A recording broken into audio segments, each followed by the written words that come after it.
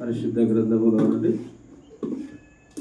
నెహెమ్యా గ్రంథము 2వ అధ్యాయములో మొదటి వచనం నుంచి మనము కొన్ని వచనాలు చూద్దాము.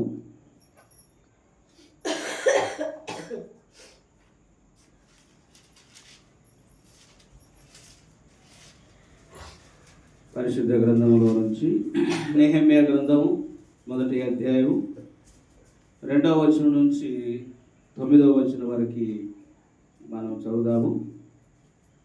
మొదటిగా 2వ అధ్యాయం మొదటి వచనంలో, అటు తరువాత అర్తాహస్తు రాజు ఏలుబడి కాలమున 20వ సంవత్సరంలో నీసాను మాసమందు రాజు ద్రాక్షారసము త్రాగవలని చూచుండగా నేను ద్రాక్షారసము తీసుకుని రాజునకు అందించి తిని, అంతకు పూర్వము నేను ఎన్నడూను అతని ఎదురు విచారముగా ఉండలేదు. కాగా రాజు, నీకు వ్యాధి లేదు కదా, నీ ముఖము విచారముగా ఉన్నదేమి, నీ హృదయము దుఃఖము చేతనే అది నలిగినదని నాతో అనగా. ప్రార్థన చేస్తాం. మమ్మల్ని మిక్కిలిగా ప్రేమించిన మా ప్రియ పరలోకపు తండ్రి, పరిశుద్ధమైన దేవానికి వందనాలయ్యా. 3వ దినము ఉపవాస ప్రార్థన కూడికలో హెబ్రోన్ ఆరాధన మందిరంలో మీరు మనం సమకూర్చి ఉన్నారు. స్తోత్రాలు. ఉదయకాల సమయంలో సహాయపడినారు, నీకు వందనాలు. ఈ సాయంత్రకాల సమయంలో ఇంతవరకు నిశలో అనేకమైన అంశముల కొరకై ప్రార్థన చేయుటకు అనుకరించిన కృపను బట్టి కూడా స్తుతిస్తున్నాను. నీ వాక్యం ద్వారా వినిచిన వారితోనూ ఉన్నవారితో మీరు మాట్లాడమని ప్రార్థన చేస్తున్నా. కనపరాంత అంధకార శక్తిని యేసునామములో బంధించుచు నీ కృపా సహాయం కోరుకుంటూ ప్రభుని యేసునామములో ప్రార్థించి వేడుచున్నాము తండ్రి, ఆమేన్. దేవుని పని గురించినటువంటి విచారము నెహెమ్యాలో మనం చూస్తున్నాం. షుషాను కోటలో ఉన్నటువంటి నెహెమ్యాకు ఏ కొరత లేదు భౌతికముగా. ఎందుకు అంటే రాజు ఏ ఆహారం తినాలి అన్నా మొదటిగా దాన్ని టెస్ట్ చేసేవాడు ఎవరంటే నెహెమ్యా. వాస్తవంగా రాజు యొక్క భోజనము ఎంతో శ్రేష్టమైనదిగా, ఎంతో గొప్పదిగా ఉంటుంది. సాధారణమైన భోజనాలు ఉండవు. కానీ అటువంటి ఎంతో సుఖ విలాసవంతమైనటువంటి కోటలో ఉన్నటువంటి నెహెమ్యా దేవుని మందిరం గురించి, దేవుని యొక్క ప్రజల గురించి ఆయన విచారము కలిగి ఉన్నాడు. నెహెమ్యా యొక్క పని ఏంటిది? రాజునకు ద్రాక్షరసం అందించేటటువంటి పని. కాబట్టి అతడు బయటి వారి గురించి, కాల్చబడినటువంటి యెరూషలేము ప్రకారం గురించి తను విచారించవలసిన అవసరం ఏమీ లేదు. కానీ ఎందుకు నెహెమ్యా దేవుని మందిరం గురించి అంత పట్టింపు, భారం అంటే తను అధికముగా దేవుని ప్రేమించేవాడు, అధికముగా దేవుని సన్నిధిలో ప్రార్థించేవాడు, అధికముగా దేవుని యొక్క విషయాల గురించి భారం కలిగిన వాడిగా ఉన్నాడు. భూ సంబంధమైన విషయాల కంటే పర సంబంధమైన విషయాల కొరకై ఆకలి దప్పు గలవాడిగా ఉన్నాడు. అందుకే నీతి కొరకు ఆకలి దప్పులు గలవారు ధన్యులు అన్నాడు. కాబట్టి ఆ ధన్యతలో ఉన్నాడు నెహెమ్యా. వాస్తవంగా షుషాను కోటలో ఎంతోమంది ఉన్నారు. వారందరికంటే నెహెమ్యానే ఎందుకు రాజునకు ద్రాక్షరసం అందించే పని నియమించబడ్డాడు? వాస్తవంగా నెహెమ్యా ఒక యూదుడు కదా, చెరపట్టబడినటువంటి వాడు. కానీ అటువంటి వ్యక్తి షుషాను కోటలో రాజునకు దగ్గరగా ఉండి ఒక ఉన్నతమైన పదవి, ఉన్నతమైన పనిని తను పొందుకోగలిగినాడు. ఎందుకంటే వాస్తవంగా ఒక రాజు అతనిలో చూసి ఉండొచ్చు, అతడు నమ్మకమైన వాడు కదా. వాస్తవంగా రాజుకి ఎక్కువ శత్రుత్వం ఎక్కడ తయారైంది అంటే రాజు భుజించే భోజనములోనే. అందుకే రాజు భుజించే భోజనము ద్వారా రాజును కూడా మనం ఏం చేయాలి, చాలామంది అతను ఓడించవచ్చు. కానీ ఎంతో నమ్మకమైన వాడు. ఎందుకు అంటే నెహెమ్యాలో రాజు అతని నమ్మకత్వాన్ని చూసినాడు. ఈరోజు మనం కూడా దేవుని పరిచర్యలో కానీ దేవుని యొక్క సంబంధ విషయాల్లో కానీ మనకు అప్పగించబడాలి అంటే మనం నమ్మకస్తులై ఉండాలి. ఎందుకు ఈరోజు చాలాసార్లు ఎందుకు అప్పగించలేము అంటే వారు నమ్మకస్తులుగా హాని చేసేవారిగా ఉంటారు, కీడు చేసేవారిగా ఉంటారు, గోతులు తవ్వేవారిగా ఉంటారు, అపనమ్మకస్తులుగా ఉంటారు, చెడును ప్రసారం చేసేవారిగా ఉంటారు. ఓ చిన్న విషయంలో నమ్మకస్తులుగా ఉండలేదు కదా. ఓ చిన్న పని అప్పగిస్తేనే వ్యతిరేకంగా తయారవుతాం, ఓ చిన్న బాధ్యత అప్పగిస్తేనే శత్రువులుగా తయారైపోతున్నాం. కారణం ఎందుకంటే నీలో నమ్మకత్వం చూడలేకపోతున్నాడు దేవుడు. కానీ రాజు షూషాను కోటలో ఎంతోమంది ఉన్నా కానీ నెహెమ్యాని నమ్మకస్తుడి నుంచి ఆ యొక్క భోజనము విషయాలలో అతను నియమించినాడు. ఈరోజు మనం కూడా దేవుని దగ్గర, దేవుని పరిచర్యలో, దైవజనుల దగ్గర, దేవుని దగ్గర అప్పగించుకున్న పనిలో నమ్మకస్తులంగా మనం ఉండాలి. అందుకే చాలాసార్లు అనుకుంటాం, ఏమయ్యా మాకెందుకు అప్పగించారు, మాకెందుకు ఇవ్వరు, మాకెందుకు చూపరు, మాకెందుకు చేయరంటే నువ్వు నమ్మకస్తుడుగా, నీ వ్యక్తిగత విషయంలో నమ్మకస్తుడుగా, సంఘ విషయంలో నమ్మకస్తుడుగా, సంఘ పరిచయ విషయంలో నమ్మకస్తుడుగా. ఓ చిన్న పని అప్పగిస్తేనే దాన్ని నమ్మకంగా ఉండలేం. అందుకే నమ్మి ఏది అప్పగించలేని పరిస్థితి ఉంది. అందుకే బైబిల్ ఏం చెప్తుందంటే నమ్మకమైన వానికి మెండైన దీవెన. కాబట్టి ఈరోజు మనము దేవుని దృష్టిలో నమ్మకస్తుడిగా ఉండాలి. అందుకే నెహెమ్యా చిన్నప్పటి నుంచే నమ్మకం కలిగివాడిగా ఉన్నాడంట కదా. రాజు కూడా అతను చిన్నప్పటి నుంచి చూస్తూ వచ్చినాడు, చాలా నమ్మకస్తుడిగా ఉన్నాడని. ఈరోజు మనం ఆ నమ్మకత్వాన్ని కోల్పోకూడదు కదా. అంత గొప్ప అధికారం కలిగిన, అంత గొప్ప రాజకోటలో ఉన్న తను అప్పగించిన పనిలో నమ్మకస్తుడిగా ఉన్నాడు. ఈరోజు మనము అపనమ్మకస్తులుగా ఉన్నామా, నమ్మకస్తులుగా ఉన్నామా? ఒకసారి మనం ఏం చేయాలి? దేవుని యొక్క వెలుగులో మనం చూసుకోవాలి. అందుకే రెండవదిగా మనం చూసినట్లయితే 2వ అధ్యాయం 1 నుంచి 9 వచనాలలో రాజు అడిగినాడంట నెహెమ్యా, నీకు ఏ వ్యాధి లేదు కదా, ఎందుకు నీ యొక్క ముఖము విచారముతో ఉంది అని అడిగినాడంట. చూడండి, మొదటి వచనం, అటు తర్వాత అర్ధహస్త రాజు ఏలుబడి కాలమున 20వ సంవత్సరంలో నీసాను మాసమందు రాజు ద్రాక్షరసము త్రాగవలని చూచుండగా నేను ద్రాక్షరసము తీసుకుని రాజునకు అందించితిని. అంతకు పూర్వం నేను ఎన్నడూ అతని ఎదుట విచారముగా ఉండలేదంట. ఏమండి? రెండవదిగా అతడు ఎన్నడే కానీ ఎప్పుడు ఏం చేయలేదంట. ఈరోజు మనం ఎప్పుడు చూసినా విచారమే కదా. ఈరోజు 24 గంటలు మనకు విచారమే ఉంటుంది. ఎందుకు? దైవ సంబంధ విషయాల కోసం ఏమి కాదు, ఆత్మల కోసం ఏమి కాదు, దేవుని పని గురించిన భారం ఏమి కాదు, దైవ సేవకులు కుటుంబం గురించి ఏమి కాదు, దేవుని యొక్క రాజ్య వ్యాప్తి కొరకు ఏం కాదు. ఎప్పుడు చూసినా భూ సంబంధమైన వాటి కొరకే మన విచారము, మన దుఃఖం. కానీ నెహెమ్యా ఎన్నడూ కానీ ఏం చేయలేదంట, అటువంటి విచారం కనపడలేదంట. ఎందుకు అంటే ఈరోజు చాలాసార్లు ఒక రాజుకి ఎప్పుడు కనతో తెలుసా? తన దగ్గర ఉన్న పని వాళ్ళు నమ్మకస్తులుగా, ఎంతో సంతోషం గలవారిగా, ఆరోగ్యము గలవారిగా, నైపుణ్యత గలవారిగా వారు కనపడినప్పుడు ఆ రాజు యొక్క పరిపాలన ఎంతదో అర్థం చేసుకుంటారు.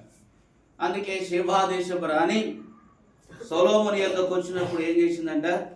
2వ దినవృత్తాంతం 9వ అధ్యాయం 23వ వచనం చూస్తే, ఆ దేశపు యొక్క షేబా దేశపు రాణి సొలొమోను దగ్గరకు వచ్చినప్పుడు ఆ పనివారి యొక్క వస్త్రములు కానీ, ఆ పనివారి యొక్క ఆహారము కానీ, వారి యొక్క మాటలు కానీ, వారి యొక్క విధానాన్ని చూసినప్పుడు విన్నదానికంటే వచ్చి చూసినప్పుడు ఆమె ఆశ్చర్యపోయింది. ఈరోజు మనము ఎప్పుడు విచారమే, ఎప్పుడు దుఃఖమే, ఎప్పుడు మనోవేదనే. మరి ఈరోజు ఏమి విశ్వాసం ఉన్నట్టు నీకు, ఏ నమ్మిక ఉన్నట్టు నీకు? అందుకే ఎప్పుడు భూ సంబంధ వాటి విషయంలో ఎప్పుడు విచారపడొద్దు, భూ సంబంధ విషయాలు ఎప్పుడు నిరాశపడొద్దు, చింతించొద్దు. కాబట్టి అన్యజనులు ఏం చేస్తారంట? ఏమి తిందుమా, ఏమి తాగుదామా, ఏమి ధరించుకుందుమా అని ఎప్పుడు భూ సంబంధ వాటి విచారణ కలిగి ఉంటాడు. కానీ నెహెమ్యా భూ సంబంధ విషయాలు ఎప్పుడు విచారణ లేదు. ఈరోజు చాలామంది క్రైస్తవులు చూడండి, అన్నీ తింటూనే ఉంటారు, అన్నీ తాగుతూనే ఉంటారు, అన్నీ అనుభవిస్తుంటారు, కానీ ముఖం మాత్రం హృదయం మాత్రం ఏమి లేదు. ఒకసారి అర్థం చూసుకోండి మనం ఎట్లున్నాము. ఎందుకంటే హృదయాంతరంగంలో ఏమి లేదు, సంతోషం. కానీ నెహెమ్యా కలిగి ఉన్న వాటన్నిటిని బట్టి సంతోషించాడు. కానీ అతని విచారం భూ సంబంధ వాటి కోసం కాదు. దేని కొరకంటే అతడు ఎన్నడూ అంతకు విచారంతో ఉండలేదంట. ఈరోజు మనము ఎలా ఉన్నాము ఒకసారి ఆలోచన చేయాలి కదా. దేవుడు ఏ స్థితిలో ఉంచినా ఆ స్థితిలో సంతోషంగా దేవుని సేవించాలి. దీనస్థితిలో ఉంచినాడా, సంతోషంగా దేవుని సేవించు. సంపన్న స్థితిలో ఉంచినాడా, సంతోషంగా దేవుని కనపరచు.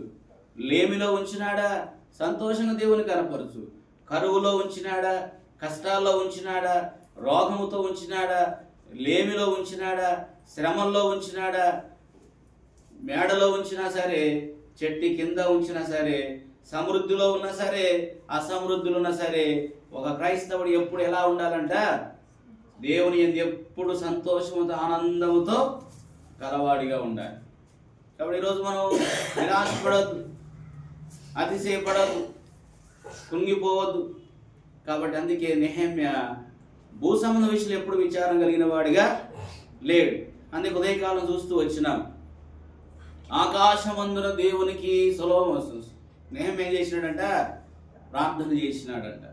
అయ్యో, దేవుని యొక్క మందిర యొక్క ప్రాకార గోడలు కూర్చోబడినప్పుడు, దేవుని యొక్క ప్రజలు నింద, బహుశ్రమ, బహు కష్టము కలిగి ఉన్నప్పుడు, సుషాన కోటలో ఉన్నటువంటి యొక్క నెహెమ్యా దేవుని దగ్గర మోకరించి ఉపవాసం ఉండి కన్నీరుగార్చి ప్రార్థన చేసి, ఎందుకు ఆకాశమందున దేవునికి ప్రార్థన చేసినాడు.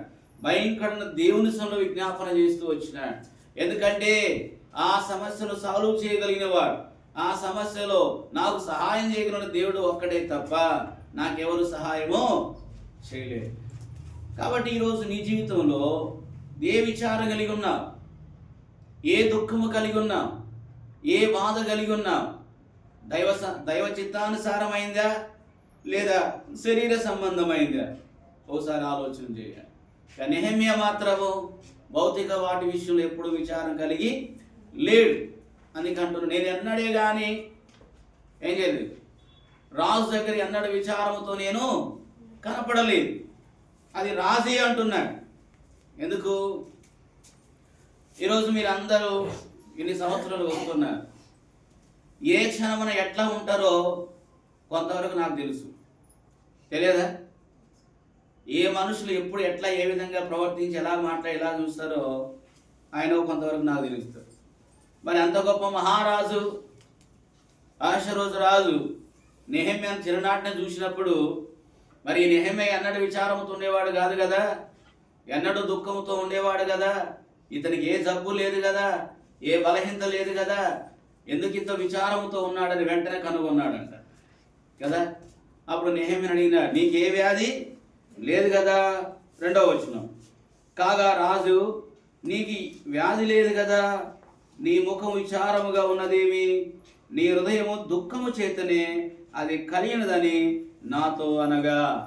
చూడంగానే అడిగినాడంట, నెహెమ్యా నీకు ఏ వ్యాధి లేదు కదా, మరి ఎందుకు నువ్వు విచారంతో దుఃఖంతో ఉన్నావు?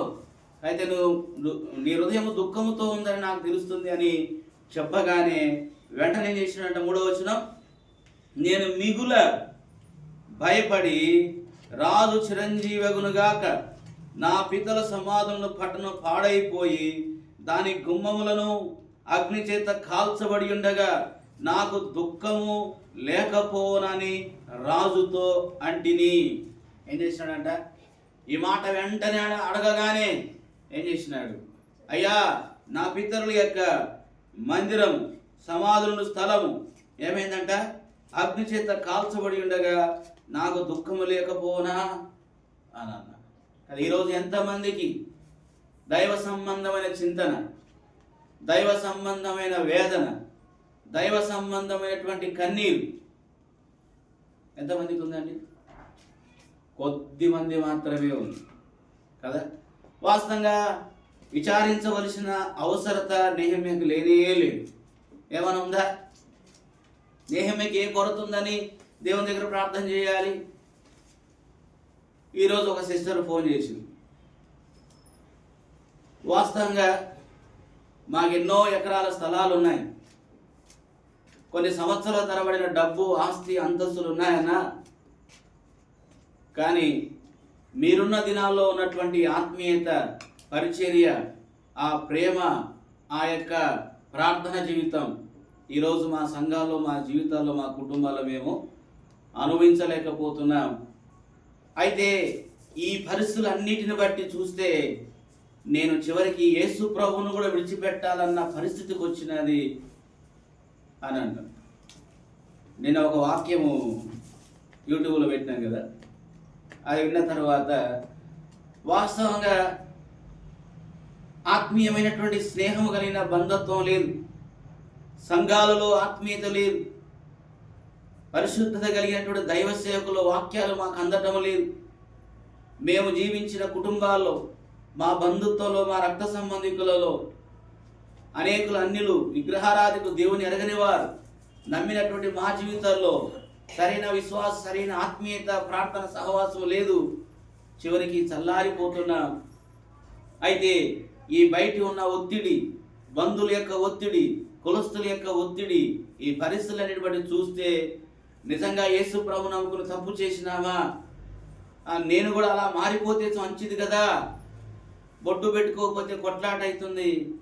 ఎన్నో సంవత్సరం నుంచి మేము మీ చిన్నప్పటి నుంచి మనం చూసినారు. అయితే ఈ పరిస్థితి ఈ దినాలు లేవు అట్లా. ఎందుకంటే మాకు అటువంటి వాక్యము లేదు, అటువంటి సహవాసము లేదు. అయితే విన్న తర్వాత దేవుడు నన్ను ఎందుకు ఈ కుటుంబంలో, ఈ వంశములో నన్ను ఉంచినాడు అనే వాస్తవాన్ని ఎరిగినాను. కాబట్టి తిరిగి మా కొరకు కూడా మీ ఉపవాస ప్రార్థనలో కూడా ప్రార్థన చేయండి. మరలా నేను అనుకున్నాను లోకంలోనికి వెళ్ళిపోదామని, కానీ వాక్యం విన్న తర్వాత తిరిగి మళ్ళీ ఏం చేస్తున్నా, దేవుని కొరకు నిలబడాలని ఆశ ఉంది, కానీ నా కొరకు ప్రార్థన చేయండి అన్నా అనగానే. అంటే ఇదే మాట, మాకు భూ సంబంధమైన ఏ కొరత లేదు, నమ్ముకోక మునుపు లేదు, నమ్ముకున్న తర్వాత కూడా లేదు, కానీ ఆత్మ విషయాలు మాత్రమే మాకు విచారణ కొరత ఉంది. సో కాబట్టి నెహెమ్యాలో అటువంటి విచారణ ఉంది. ఈరోజు మనం కూడా ఎంతమంది ఉన్నామని? కాబట్టి తిన్నామా, తాగినామా, కట్టుకున్నామా, ఉన్నామన్న ఆ పరిస్థితిలోనే ఉంది, కానీ ఆత్మ సంబంధమైన వేదన, దుఃఖము చాలామందికి ఈ రోజులో కనిపించటం లేదు. కానీ నెహెమ్యాలో చూస్తే రాజు అన్న, నీకు ఏ వ్యాధి లేదు కదయ్యా అన్నాడు. ఎస్, నిజమే లేదు, కానీ నా దేవుని యొక్క పట్టణము, సమాధుల స్థలము, గుమ్మములు ఏం చేయబడ్డాయి? అగ్ని చేత కాల్చబడ్డాయి. నా ప్రజలు బహు శ్రమయో కష్టపడుతున్నారు. మరి అలా ఉన్నప్పుడు నాకు చింత ఉండదా? ఉంటారు. అయితే అప్పుడు రాజు అడిగినాడు, ఏమడిగినాడంట? అప్పుడు రాజు ఏమడిగినాడు? 4వ వచనం. అప్పుడు రాజు, నీ ఏమి కావలసి నీవు మనవి చేయుచున్నావని నన్ను అడుగగా, వెంటనే అడిగినాడంట. వాస్తవమే, మరి ఏం కావాలని నన్ను అడుగుతున్నావు కదా? అతని హృదయాన్ని కదిలించటానికే ఉదయకాలం చెప్పిన. లాస్ట్ 11వ వచనంలో ఏం చెప్పినాడు? చదవండి, 1వ అధ్యాయం 11వ వచనము.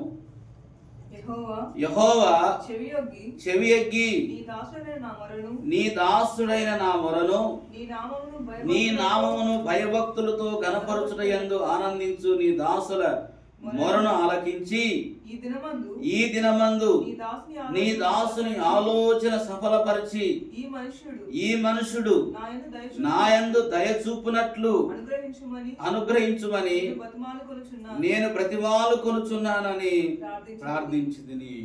ఏం చేసినాడంట? ఎప్పుడు ఆరంభించినాడు? 1వ వచనములో హాకల్య కుమారుడైన నెహెమ్యా యొక్క చర్యలు 20వ సంవత్సరములో క్లిస్సేపు మాసమున నేను సుషాను కోటలో ఉండగా. ఎప్పుడు ప్రార్థన ఆరంభించినాడంట?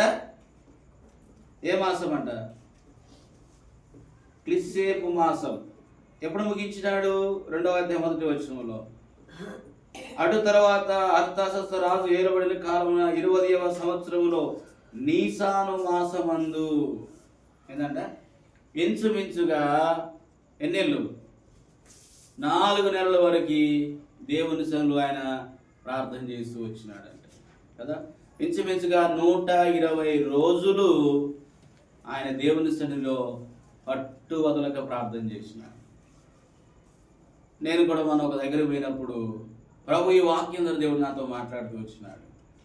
దేవుని యొక్క మందిరము కట్టబడాలి అంటే, దేవుని యొక్క మందిరము సమకూర్చబడాలి అంటే, దేవుని యొక్క కార్యము జరగాలి అంటే ఆయన పట్టు వదలక 120 రోజులు 3 మాసములు దేవుని సన్నిధిలో పట్టు వదలకు ఉపవాసం ప్రార్థన చేసినాడు. ఆ మాట విన్న తర్వాత దేవుడు నాలో కూడా కార్యం చేసినాడు. అందుకే గడిచిన 15వ తేదీ నుంచి 120 రోజులు 120 రాత్రిళ్ళు దేవుని సన్నిధిలో విజ్ఞాపన చేయాలని నేను తీర్మానం చేసుకున్నాను. ఎన్నో దినాలు ఉపవాస ప్రార్థనలకు కష్టమే అలవాటైపోయిన అభ్యాసం అయిపోయినాయి. అయితే చివరికి దేవుడు మరలా ఈ ముందర ఈ గొప్ప పని కొరకై, ఈ గొప్ప పరిచర్య కొరకై, ఆత్మ సంబంధమైన వాటి కొరకై నేను కూడా ప్రభు నెహెమ్యా వలె నీ సన్నిధిని ప్రార్థించాలి. నీ పాదము తప్ప నాకు ఏది ఆధారము కాదు. మరి ఏం చేసిందంట? ఉత్తమమైనది ఏర్పాటు చేసుకుంది. కాబట్టి ఆ తేదీన తీర్మానం చేసి, అందుకే మీరేమీ ఉండలేరు, 120 రోజులు ఏమి ఉండలేరు. 21 రోజుకే 4 చెంబులు నీళ్ళు తాగుతారు కదా. ఏది 21 రోజు మీరు వచ్చిన సంతోషం, ఎందుకంటే దేవుని కొరకై పరుగులెత్తాలి. కాబట్టి అలాగున ప్రార్థించడానికి మనసు నిలిపిన నెహెమ్యా కూడా అన్ని రోజు దేవునిలో ప్రార్థన చేసినప్పుడు దేవుడు వెంటనే ఏం చేసినాడంట? రాజు యొక్క హృదయాన్ని కదిలించినాడు. ఏం కావాలని అడుగుతున్నావు అన్నాడు. వెంటనే చెప్పినాడా? చెప్పలేదు కదా. ఒక్క నిమిషము ఏం చేసినాడు? ఆకాశమందున దేవునికి ప్రార్థన చేసినాడంట. చదవండి 2వ అధ్యాయం 4వ వచనం. అప్పుడు రాజు, ఏమి కావలసి నీవు మనవి చేయుచున్నావని నన్ను అడుగగా, నేను ఆకాశమందలి దేవునికి ప్రార్థన చేసి. అడగగానే చెప్పినాడా? చెప్పలేదు. ఒక్క నిమిషం ఏం చేసినాడంట? చిన్న ప్రార్థన చేసి ఉండొచ్చు. వెంటనే ఏం చేసినాడంట? అరే రాజు అడగగానే టకటక చెప్పలే. ఒక్క నిమిషం సైలెంట్గా ఉండి మనసులో ప్రార్థన చేసి ఉండదు, పక్కకు ప్రార్థన చేసి ఉండదు తెలియదు, కానీ ఒక్క నిమిషం ప్రార్థన చేసిన తర్వాత చెప్పినాడంట. సో సమయస్ఫూర్తి కలిగినటువంటి ప్రార్థన. దీర్ఘకాలం ఏం ప్రార్థన చేయలేదు, గంటల ప్రార్థన చేయలేదు, అట్లనే గంటల ప్రార్థన చేయలేదు కాదు. సమయోచితమైన సమయస్ఫూర్తి కలిగినటువంటి ప్రార్థన కదా. ఒక ఆయన భోజనం దగ్గర ప్రార్థన చేయమంటే కదా ఏం చేసినాడు? దేశమంతా తిరిగి వచ్చినాడంట. ఆయన ఆమె లోపల అందరూ తినేసాడు. ఒక పేషెంట్ దగ్గర ప్రార్థన చేయమంటే ఏం చేసినాడు? ఆయన అమెరికా, ఇండియా మొత్తం అన్ని దేశాలు తిరిగి వచ్చే లోపల ఆ పేషెంట్ ఎప్పుడు చచ్చిపోయినాడు. కళ్ళు తెరిచి చూసి అందరు ఏడుస్తాం. ఏమైందంటే ఎప్పుడు చచ్చిపోయినాడంటే నువ్వు అమెరికాలో ఉన్నప్పుడు చచ్చిపోయినాడు. అంటే సమయోచితమైనటువంటి ప్రార్థన, ఏ సమయంలో ఏ సందర్భంలో ఎలా చేయాలో సమయస్ఫూర్తి కలిగినటువంటి ప్రార్థన. అందుకే అందరూ చూడండి, సావు దగ్గర ప్రార్థన చేయమంటే ఆరాధన ప్రార్థన చేస్తారు, పుట్టినరోజు ప్రార్థన చేయమంటే సావు దగ్గర ప్రార్థన చేస్తారు, ఇంటి దగ్గర ప్రార్థన చేయమంటే బల్ల దగ్గర చేసిన ప్రార్థన చేస్తారు కదా. అందుకే మన సియోను పాటల పుస్తకాలలో మీరు పైన అబ్జర్వ్ చేయండి, అది ఏ పాటో అనేది అక్కడ ఉంటుంది. ఆరాధన పాటన, స్తుతి పాటన, కృతజ్ఞత పాటన, వాక్యం పాటన, నిరీక్షణ పాటన, ఏ పాటో అక్కడ రాయబడినది. అందుకే మనము ఏ సందర్భంలో వచ్చినా మనం ఒక వ్యక్తి పుట్టినరోజు కొరకు ప్రార్థన చేయమన్నా, ఒక జన్మదినం కంటే మరణదినం మేలు అంటే కదా, సాగు గురించి ప్రార్థన చేస్తా అంటే సమయోచితమైనటువంటి సమయస్ఫూర్తి కలిగిన ప్రార్థన, వివేచన జ్ఞానం ఉండాలి. అయితే వెంటనే రాజు అడిగిన వెంటనే నిమిషం ఆలస్యం చేయకుండా మనసులో చేశాడు, పక్కేలో చేశాడు, కానీ ఆకాశం దేవునికి ఏం చేసినాడంట? వా, ఈ 120 రోజులు 3 నెలల పాటు ఎందుకే కదా ప్రార్థన చేసింది. ఆ ప్రార్థనకు జవాబు రాగానే రాజు యొక్క హృదయాన్ని ఏం చేసినాడు? కదిలించు ప్రభు అన్నాడు. కదిలించేసింది. దేవుడు నీ పక్షంగా ఏ అధికారినైనా, ఏ నాయకునైనా, ఏ వ్యక్తినైనా కదిలించగలవు. అయితే నువ్వు ఎవరి వైపు చూడాలి? ఆకాశం ఉన్న దేవుని వైపు నువ్వు చూస్తే, ఆయన పాదము దగ్గర నువ్వు కూర్చుంటే, ఆయన దగ్గర నువ్వు విజ్ఞాపన చేస్తే ఏ వ్యక్తినైనా ఏం చేస్తాడు? దేవుడు కదిలించడానికి సంసిద్ధుడుగా ఉంటాడు. దేవునికి అసాధ్యమా? దేవునికి అసాధ్యం అంటూ ఏది లేదు. నమ్ముట నీ వలన అయితే నమ్మువానికి సమస్తము సాధ్యం. అందుకే భక్సింగ్ గారు ప్రార్థన చేస్తుంటారు. హైదరాబాద్కి వచ్చిన ఈ పరిచయకి ఎలా స్థలం కావాలి, ఎలా కావాలన్నప్పుడు ఆయనకు తెలియదు. కానీ అప్పాజన ఒక వ్యక్తిని దేవుడు ముందుగానే రక్షించినాడు, ముందుగానే దేవుడు సమకూర్చినాడు. ఆ వ్యక్తి తీసుకొచ్చి ఏం చేసినాడంట? ఈరోజు ప్రపంచానికి కేంద్ర స్థానం ఏదైంది చెప్పండి? ఏమైంది? చెన్నైలో దేవుని మందిరం స్థలం కొనాలంటే ఒక ఇల్లును చూస్తున్నాడంట. చూడగానే దేవుడు అన్నాడు, ఆ ఇంటిని కొను అన్నాడు. అది ముస్లిమ్స్ది. అయితే ఆ వ్యక్తి దగ్గరికి వెళ్ళినప్పుడు అడ్వాన్స్ ఇచ్చాడంట. ఇచ్చిన తర్వాత ఆయన భక్సింగ్ గారు అమెరికా పోయి వచ్చే లోపల లేట్ అయిపోయింది. అది ఆలంపాట వేసేసినారంట. వాస్తవంగా అనుకున్న టైంకి డబ్బులు అందించలేకపోయినాడు. ఆయన ప్రార్థన చేస్తూ వచ్చినాడు, నేను ఈ టైంకి వస్తే ఈ టైంకి వస్తాను అని. అయితే లేట్ అయిపోయింది, వేలంపాట వేసినారు. ఒకరి వెంట ఒకరు వచ్చి ఆ ఇంటి మీద పోటీ వచ్చినారు. కానీ ఆ ముస్లిం అతను ఒకటి అనుకున్నాడు, నేను ఆ దైవజనుడికి మాట ఇచ్చాను, ఆ దైవజనుడు తప్ప నేను ఎవరికి ఇవ్వను. ఎన్నోసార్లు లెటర్ రాసినాడంట. భక్సింగ్ గారు మీరు రండి, మీరు వచ్చి ఇల్లు తీసుకోనండి అని. సరే వస్తానన్నాడు. రావటం ఆలస్యం అయిపోయింది.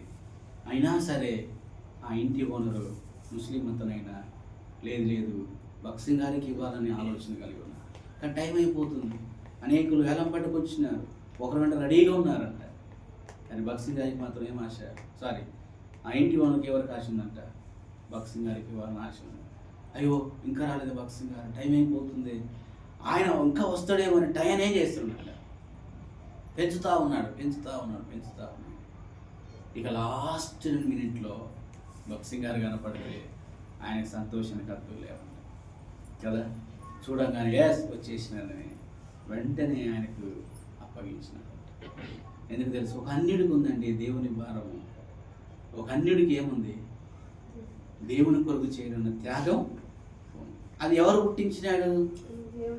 దేవుడే పుట్టింది. మనుషులు పుట్టించి వచ్చేది కాదు, దేవుడు పుట్టింది. అందుకే దేవుడు నీకు ఇవ్వాలని రాసి ఉంచినప్పుడు ఎక్కడున్నా నీ దగ్గర దేవుడు దాన్ని తీసుకొస్తాడు.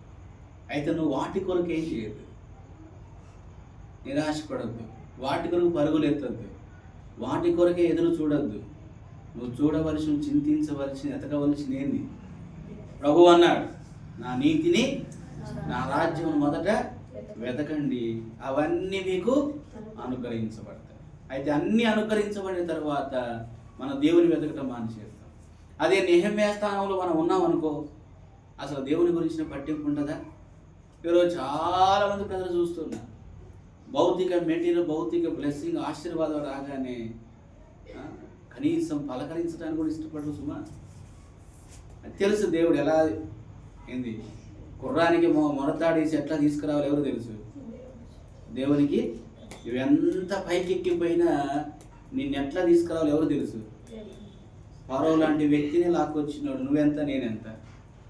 అందుకే అతిశయపడొద్దు, డంబముగా ప్రవర్తించొద్దు, గర్వించొద్దు, విర్రవీగొద్దు. దేవుడు ఒక రోజున ఆయన కూల్చినాడు అనుకో, తిరిగి లేయవు, ఇంకా లేయగలుగుతావా? అందుకే నేను ఏమై ఉన్నానో దేవుని కృపమై ఉన్నానని చెప్పాలి. మన అతిశయం ఏమీ. అందుకే నెహెమ్యా మంచి పేరు పొందినవాడే, మంచి సాక్ష్యం పొందినవాడే. తన స్వనీతి మీద, తన సొంత భక్తి మీద ఆధారపడలేదు. ఎవరి మీద ఆధారపడ్డాడు? అందుకే అడిగిన వెంటనే ఏం చేసినాడు? ఈరోజు ఒక పాట పాడితే, వాయిద్యాలు వాయిస్తే, లేదా చిన్న డబ్బు ఉంటే, చిన్న ఇల్లు ఉంటే, చిన్న కారు ఉంటే, లేదా చిన్న సంఘం ఉంటే, చిన్న ఒక ఆత్మ రక్షిస్తే, ఒక చిన్న పని చేస్తే, ఒక చిన్న పరిచయం చేస్తే, ఇంక వాళ్ళు పట్టుకోలేరు కదా. చాలామందిని మా దగ్గర చూస్తూ ఉన్నాం కదా. 4 రోజులు వాక్యం చెప్పి నీకు పంపించినవి అనుకో, వాడు సేవకుడు వాడే వ్యతిరేకమవుతాడు. ఇంకా నాకంటే బోధకుడు ఇంకొకడు ఆ రోజు నెక్స్ట్ రోజు కట్టు. ఎందుకు? అందుకే ఈరోజు చాలామంది ఏం చేశారు, ఓ చిన్నదే చేయగానే ఇక మనం పట్టుకోలేము. ఇంకా అది ఎప్పుడు అతిశయపడుతుంది. అంత నమ్మకత్వం కలిగినటువంటి నెహెమ్యా స్వయం రాజే వచ్చి అడిగినప్పుడు కూడా వెంటనే చెప్పలేదు సుమా. దేవుని దగ్గరికి వెళ్ళి ఏం చేసినాడు, ఒక నిమిషం ఆగి ఆకాశం దేవునికి ప్రార్థన చేసినాడు. చేసి అప్పుడు చెప్పినాడు. ఏం చెప్పినాడు చెప్తాదండి. ఇప్పుడు ఆ సమయస్ఫూర్తి అయిన సహాయాన్ని వెంటనే నిమిషం ఆలోచన చేయకుండా ప్రార్థన చేసి దేవుణ్ణి అడిగినాడు. రాజుకు చెప్పినాడు, చదవము. రాజుతో నీ సముఖమునందు నేను దయ పొందిన ఎడల నా పితరుల సమాధుల పట్టణమును తిరిగి కట్టునట్లుగా నన్ను యూదా దేశము పంపడని వేడుకొనుచున్నానని నేను మనవి చేసి తిని. ఏం చేసినాడంటే, అయ్యా నేను నా పితరుల పట్టణాన్ని కట్టడానికి నన్ను ఎక్కడ పంపాలి? నన్ను యెరూషలేమునకు, ఆ పట్టణమునకు పంపించు అన్నాడు. ఎవరున్నారు ఇప్పుడు? అందుకు రాజు రాణి తన యొద్ద కూర్చుని ఉండగా నీ ప్రయాణం ఎన్ని దినములు పట్టును? అక్కడ ఎవరున్నారంట? ఇద్దరు ఉన్నారంట. ఎవరున్నారు తెలుసా? రాజు ఉన్నాడు, రాణి ఉన్నాడు కదా. ఇద్దరు మనసులు కలవాలంటే చాలా కష్టం. భార్య భర్త మనసు కలుస్తాయా?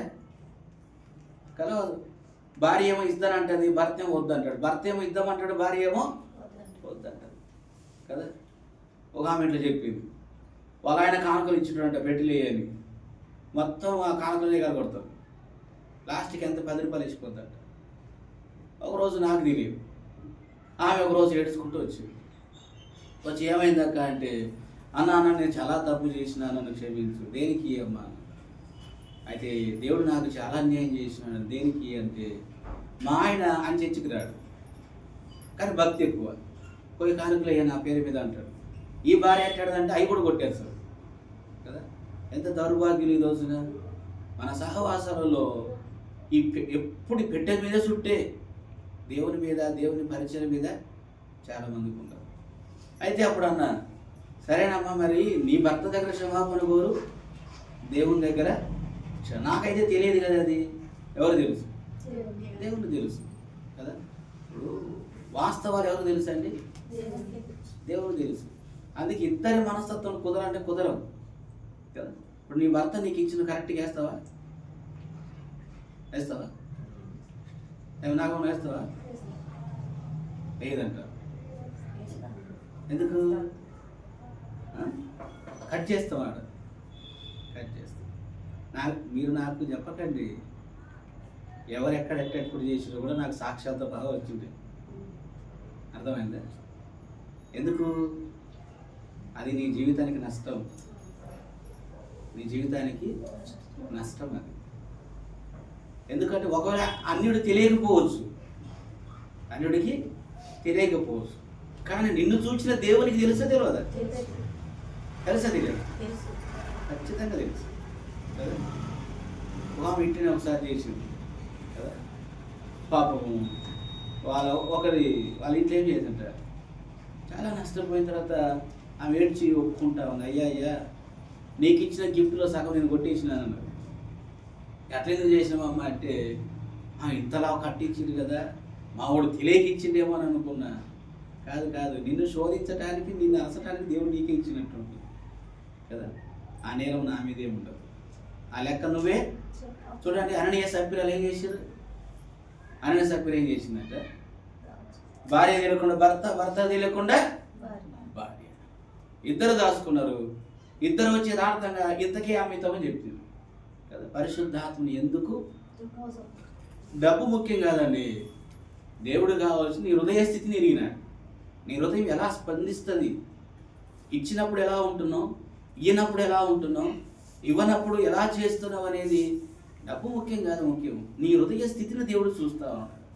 అందుకే మనం ఏం చేయాలంటే, దేవుడు చూసింది కూడా మన హృదయాన్ని ఎలా మనం ప్రవర్తిస్తున్నాము అనేది దేవునికి ముఖ్యం. కానీ నెహెమ్యా ప్రార్థన చేసినప్పుడు మాత్రము అందులో రాని ఆమె. మనం రాను అయితే లెక్క పెడదామా? కాదు కాబట్టి అట్లయినా ఉన్నాము కదా. అదే ఇద్దరు రాజు రాని ఇద్దరు కూర్చున్న కుర్చీ మీద కూర్చుంటే ఇక మన పరిపాలన ఎట్టుంటుందో ఇంకా ఒక లెక్క పెడతామా, అస్సలు పట్టుకుంటామా అని పట్టుకోలేదు. ఇంత డరువు, ఇంత చెలివి, ఇంత జ్ఞానం, ఇంత డబ్బు, ఇంత ఐశ్వర్యం ఇస్తేనే ఒక ఆయన అన్నాడు, బ్రదర్ నాకు చదువు లేక కానీ చదువు ఉంటే మొత్తం దేశమంతా తిరిగొస్తున్నావు అన్నాడు. అందుకే నా ఆయనకి లేకుండా చేసినాడు కదా, నేను అది ఇస్తే నువ్వు దొరకవని నేను చేసినాడు. సో ఈరోజు చాలాసార్లు కొన్ని సందర్భాలు మనం ఏం చేస్తామంటే ఏకీభవించాం కదా. దైవ సంబంధ విషయాల్లో ముఖ్యంగా ఏం చేస్తామంటే దైవ సంబంధ విషయాలు ఏం చేయమంటే అస్సలు ఏకీభవించాం. నిన్ను డెవిల్ ఏం చేస్తా అంటే ఈస్ట్ అంటే వెస్ట్ అంటది, వెస్ట్ అంటే ఈస్ట్ అంట.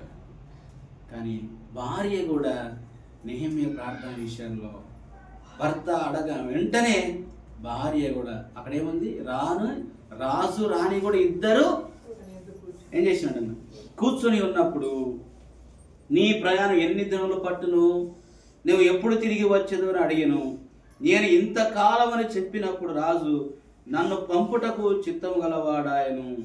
ఇదిగాక రాజుతో నేను ఇట్లాంటిని రాజులకు అనుకూలమైతే యూదా దేశం నేను చేరు వరకు నన్ను దాటించినట్లుగా నది అవతల అధికారులకు తాకీదులను రాయించుము అన్నాడు కదండి. ఆ మందిరమును యెరూషలేము యొక్క గోడను కట్టుట కొరకై కావలసిన అధికారాన్ని, కావలసిన సామాగ్రిని, కావలసిన మనుషులని, కావలసిన వాటన్నిటిని ఏం చేసినాడంట అనుసరించాడు. అందుకే యెషయా కీర్తన 20వ అధ్యాయం రాయబడి ఉంది, నీ కోరికని యావత్తు ఏం చేశాడంట. కీర్తన 20వ అధ్యాయము 4వ వచనం మనం చదవమ్మా. సరే, కీర్తన గ్రంథము నీ కోరికను సిద్ధింపజేసి నీ ఆలోచన యావత్తును సఫలపరచును గాక. యెహోవా నీ రక్షణ బట్టి మేము జయోత్సవం చేయుచున్నాం, మా దేవుని నామమును బట్టి మా ధ్వజమెత్తుచున్నాం, నీ ప్రార్థనని యెహోవా సఫలపరచును గాక. ఇలాగున నెహెమ్యా కలిగినటువంటి విచారము, నెహెమ్యా కలిగినటువంటి భారము, నెహెమ్యా కలిగినటువంటి యొక్క మనో దుఃఖము, నెహెమ్యా కలిగినటువంటి నమ్మకత్వము, నెహెమ్యా కలిగినటువంటి దేవుని భయము, నెహెమ్యా ఆధారపడినట్టుగా దేవుని కృప మీద ఆధారపడి నువ్వు దేవుని సన్నిధిలో ప్రార్థన చేసిన వ్యక్తి అయితే నీ జ్ఞానం మీద, నీ సొమ్ము మీద, నీ యొక్క బుద్ధి ఐశ్వర్యం మీద కాకుండా దేవుని కృప మీద ఆధారపడి నువ్వు చేస్తే నీ అన్నిటిలో దేవుడు నీకు సఫలులుగా చేస్తాడు. కాబట్టి అలా ఉంటకు ప్రభు మనకు సహాయపడుగాక. మోకరించండి, 2 నిమిషాలు మన మనసులో ప్రార్థన చేద్దాము.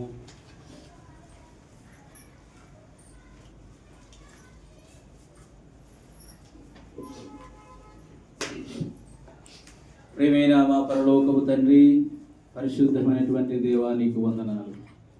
ఈ రాత్రి కాల సమయంలో నెహెమ్యా వలె ఆకాశమందున దేవుని ఎదుట ప్రార్థన చేసినాడు. 1వ అధ్యాయంలో, 2వ అధ్యాయంలో నీ ప్రజల గురించి, నీ మందిరం గురించి, కాల్చబడిన ప్రాకారం గురించి ఎంతో విచారము, దుఃఖము, వేదన కలిగి ఉన్నాడు. కానీ ఆత్మ సంబంధమైన దుఃఖాన్ని కలిగి ఉన్నాడు. కాబట్టి రాజు అతన్ని చూసి నీకు వ్యాధి లేదు కదా, ఎందుకు నీ యొక్క మనోదుఃఖ వ్యాధితో బాధపడుతున్నా అడిగినప్పుడు ఆకాశమందుల దేవునికి ప్రార్థన చేసి తనకు కావలసిన వాటన్నిటినీ సమయస్ఫూర్తితో చెప్పగలిగినప్పుడు రాజును రాణి ఇద్దరు కలిసి అతనికి కావలసిన సామాగ్రిని అనుగ్రహిస్తూ వచ్చిన. అయ్యా, ఈరోజు మా జీవితంలో అటువంటి కృపను మాకు అనుగ్రహింపచేయమని ప్రభువైన యేసుక్రీస్తు వారి నామం పేరిట ప్రార్థించి వేడుచున్నాము తండ్రి. ఆమేన్. అలాగే మోకరించండి.